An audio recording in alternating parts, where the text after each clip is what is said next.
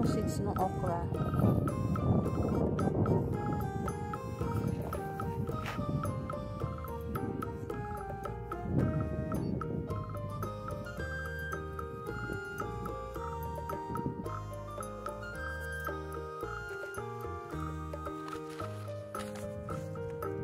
Okay guys, magtatanim naman po ako ng beans. Hindi po namin to in order, but nagkamali po yung tumanggap ng order namin. So ano pang gagawin? Di itanim. So dapat po na rototiller kasi umulan, nag-compact na naman yung lupa. So tatanim ko po ito. Supposed to be, ang itatanim ko po dito ay tomato or either carrots. Tomato, next carrots.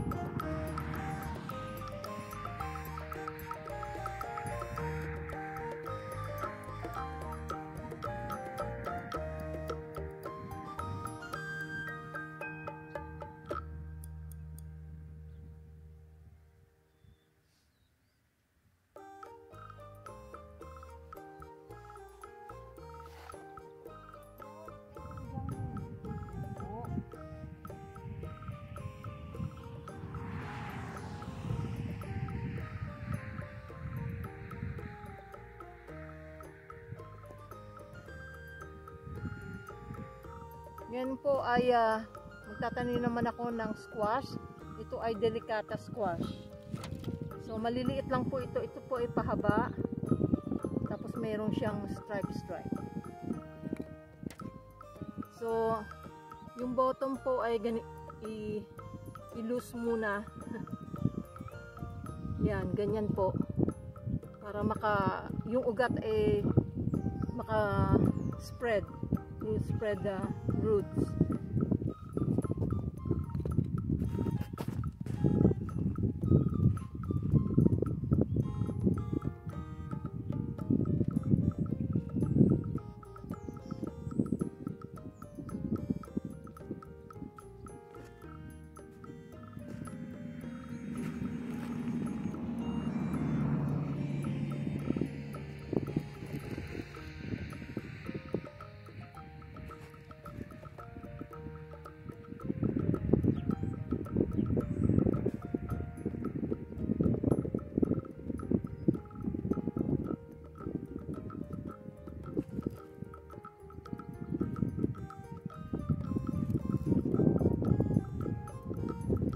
Pangit po ng lupa, ang tigas.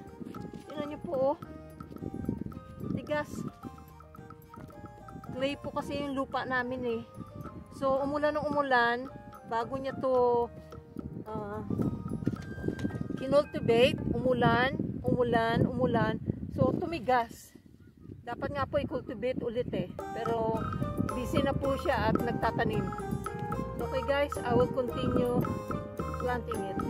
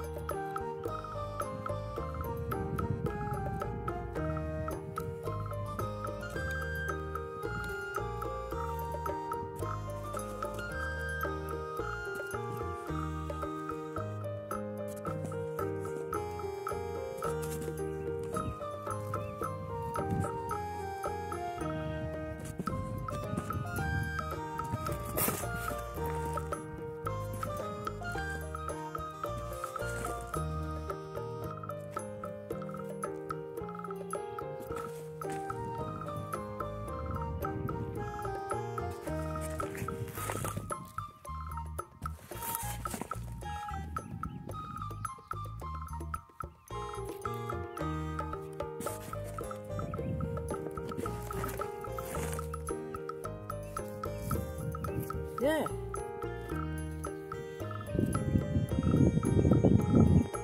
Okay, ang next ko naman po itatanim. Actually po, katatanim ko lang po ng bell peppers and tomatoes. And now, that is my lettuce. It's kind of like a green violet, you know, like a two-tone. So it's nice for salad. Of course, it's not, the leaves are not thick, you know, it's very thin. So that's a good lettuce leaves. Okay guys, ang susunod ko po ay itong spinach. So magtatanim ka po nito is May. And then pwede ka magtanim ng bandang August and September. Kasi kailangan po medyo malamig pa at actually ngayon po ay nasa 70s ang aming temperature. Ang init to. Anong oras na? So okay guys, itatanim ko na po ito at okay.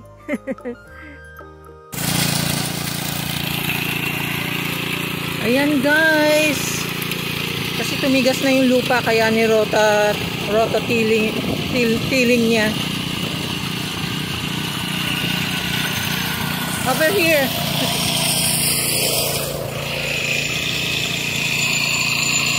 Up to here only.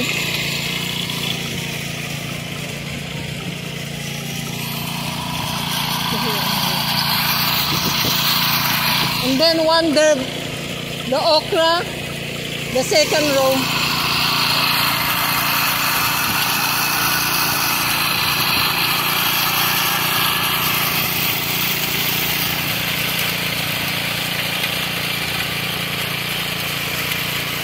Yan po ang peppers.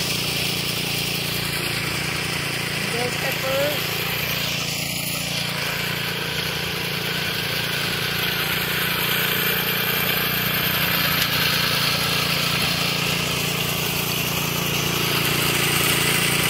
Tomatoes.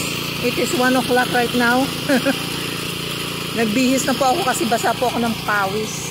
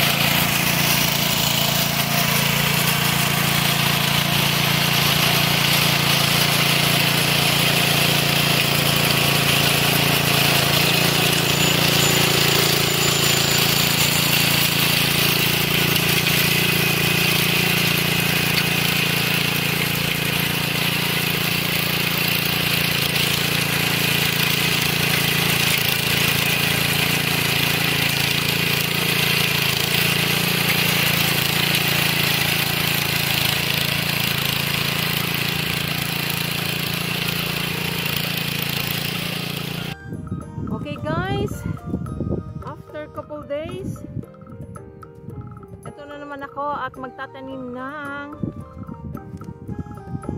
carrots. So dalawang klase po yan. And this one, ngayon lang yata kami magtatanim na ito eh. Iba-iba po kasi ang variety ng carrots. So okay guys, simulan ko na.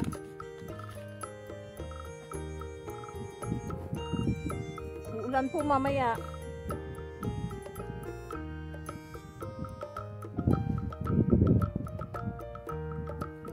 Konti lang yung buto niya.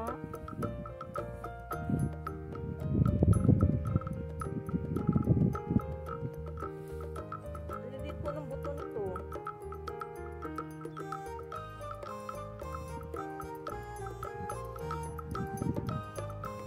Tapos i-sit down mo pa yan.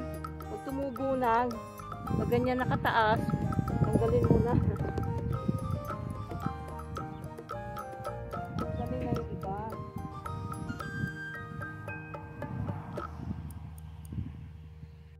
Okay guys, tatakpan na po natin. 1/4 lang po yung lalim niya.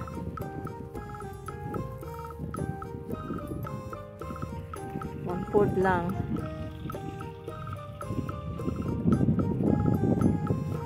Doon lang tayo kukuha sa tabi ng pantakip.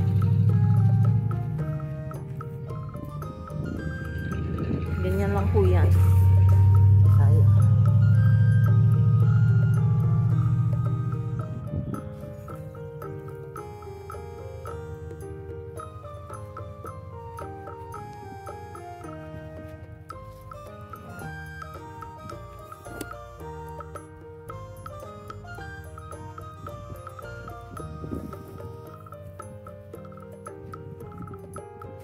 One-fourth lang. Hindi pwedeng malalim.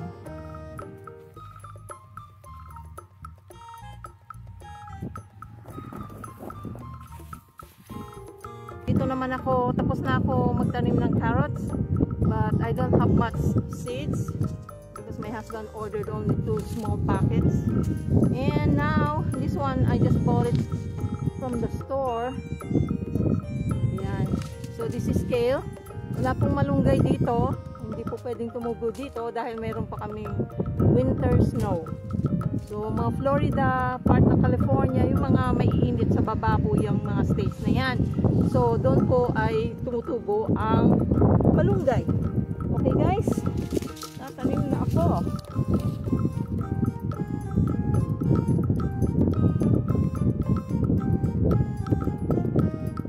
So 1/4 lang po ang lalim niya. Hindi pwedeng malalim kasi maliit lang yung seeds niya. Tingnan niyo po guys kung gaano kaliit ang buto.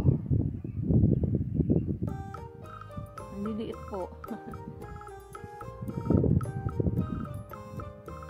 Tapos pag dikit-dikit tumubo, babawasan po yan.